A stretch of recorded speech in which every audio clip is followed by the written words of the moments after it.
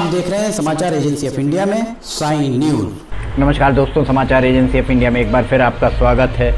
ये देखिए, किसान के अन्नदाता किसान को माना जाता है। किसान के गाढ़े पसीने की कमाई को किस तरह बर्बाद किया जा रहा है। सरकारी स्तर पर गेहूं और धान की खरीद की जाती है, पर गेहूं और धान को किस तरह से पानी में भिगोकर खराब कर दिया जा रहा है। समाचार एजेंसी ऑफ इंडिया की ये रिपोर्ट आप देखिए।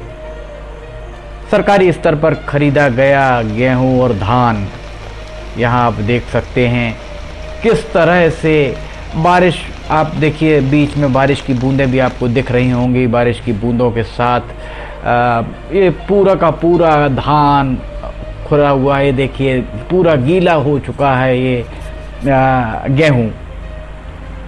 किसान किस तरह से पूरे साल भर मेहनत करके फसल उगाता है और सरकारी स्तर पर उसकी जो धान या गेहूं और अन्य फसलों को खरीदा जाता है, समर्थन मूल्य पर खरीदा जाता है, पर समर्थन मूल्य पर खरीदने के बाद उसके रख रखाव में कभी भी पूरी तरह ध्यान नहीं दिया गया है। मध्य प्रदेश के अनेक ज़िलों में, मध्य प्रदेश के सिवनी ज़िले में पिछले लगभग 7-8 सालों से कितना गेहूं, कितनी धान बारिश के चलते सड़ चुकी है। इसकी अगर इस बारे में पता करवा लिया जाए तो निश्चित तौर पर राज्य के हुक्मरान, विपक्षी पार्टी विपक्ष में बैठे हुए नुमाइंदे दांतों तली उंगली दबा सकते हैं।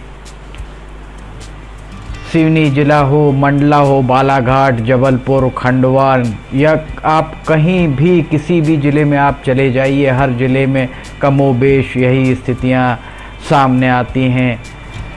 ये देखिए फफूंद लग चुकी है। बारिश के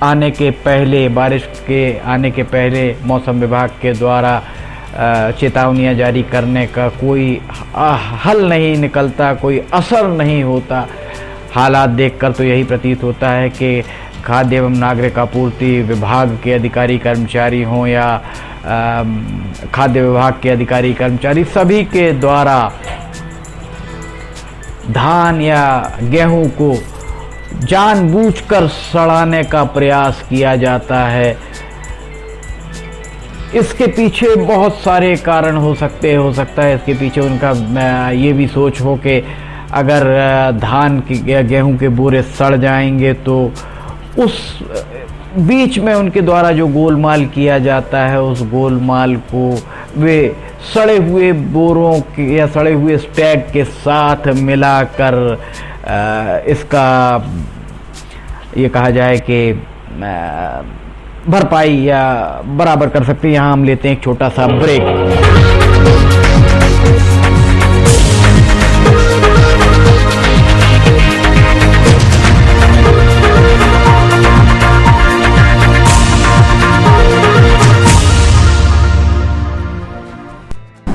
आप सभी की सुविधा के लिए समाचार एजेंसी ऑफ इंडिया के द्वारा वीडियो बुलेटिन के साथ ही ऑडियो बुलेटिन भी लाए गए हैं। आप ऑडियो बुलेटिन का भी समाचार एजेंसी ऑफ इंडिया के चैनल पर जाकर सुन सकते हैं। नमस्कार। ब्रेक के बाद एक बार फिर आपका स्वागत। हम आपको दिखा रहे हैं किस तरह से किसान की मेहनत को किस तरह से पानी में मिलाया जा रहा है, किस तरह से उसकी मेहनत को बर्बाद किया जा रहा है। इसके लिए जो जिम्मेदार अधिकारी हैं, उन जिम्मेदार अधिकारियों को के वेतन भत्तों से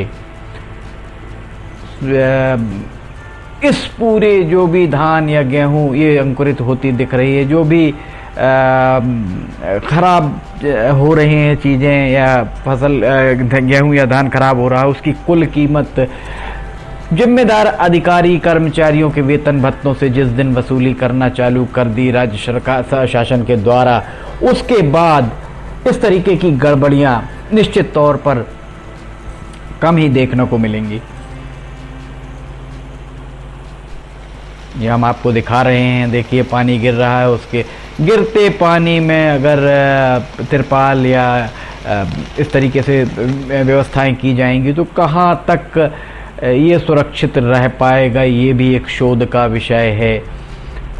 दरअसल जिले के मध्य प्रदेश के हर जिले में जिलाधिकारी या संभाग में संभाग आयुक्तों के द्वारा इन सरकारी स्तर पर खरीदे गए धान या गेहूं के स्टैक का निरीक्षण अवश्य किया जाता है और दिशा निर्देश, कड़े दिशा निर्देश, जब भी आप सरकारी विज्ञप्तियां देखें उन सरकारी विज्ञप्तियों में इन्वर्टेड कॉमास में भी आपको मिल जाएगा कड़े दिशा निर्देश। पर इस तरीके के दिशा निर्देश दिए तो जाते हैं, उन दिशा निर्देशों का पालन हो रहा है अथवा नहीं हो रहा है ये देखने सुनने की फुर्सत शायद ही किसी को मिल पाती हो। अभी तक किसी भी अधिकारी या कर्मचारी के खिलाफ कोई बहुत कठोर कार्रवाई नहीं की गई है, जिसके चलते अभी हाल ही में सिवनी जिले में गणेशगंज के पास एक खरीदी केंद्र में गेहूं सड़ने का मामला प्रकाश में आया था। वो गेहूं को, सड़े हुए गेहूं से इस कदर दुर्गंध उठ रही थी कि उसे जेसीबी की मशीन के जरिए खुर्द बुर्द किया गया। इसके बाद भी किसी अधिकारी या कर्मचारी के खिलाफ अब तक कोई कार्रवाई नहीं किया जाना अपने आप में एक बहुत बड़ा प्रश्न लगाता है व्यवस्थाओं के ऊपर। राज्य सरकार के मंत्री, मुख्यमंत्री, विभागों के अध्यक्ष, सांसद और विधायक कोई भी इस मामले में संजीदा नज़र नहीं आता है। कहने को तो सारी की सारी सियासत की धुरी देश के अन्नदाता किसान के आसपास ही घूमती दिखती है, पर जब भी बात आती है किसानों के मेहनत से उगाई फसल को जब सरकारी स्तर पर खरीदा जाता है उसके बाद उसका रखरखाव नहीं किए जाने की जब भी बात आती है तो जनप्रतिनिधि हों अथवा सरकारी नुमाइंदे सभी कोई मौन धारण कर लेते हैं। इस मौन के पीछे वजह क्या है?